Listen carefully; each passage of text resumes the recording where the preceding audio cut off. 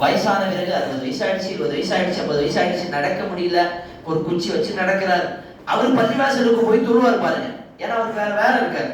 வீட்டுல இருந்தா ஏதாச்சும் தொழுன்னு பேசிட்டு இருப்பாரு, யாராச்சும் கிண்டல் அடிச்சுட்டு இருப்பாரு.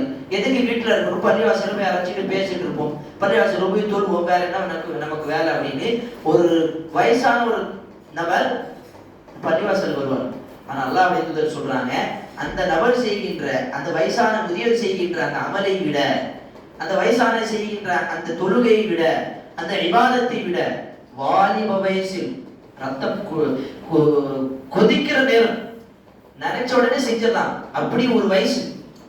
நான் இப்ப இங்க இருந்து எவ்வளவு தூரம்னாலும் நடந்து போகலாம், எனக்கு நான் என்ன நினைக்கிறேனோ அதை முடிச்சிடலாம், அவ்வளவு வேகமான துடிக்கின்ற அந்த வயசு, நினைச்சதெல்லாம் சாதிக்கின்ற வயசு. இந்த இளம் வயசில் ஒரு மனிதன் எவ்வளவு பரப்பான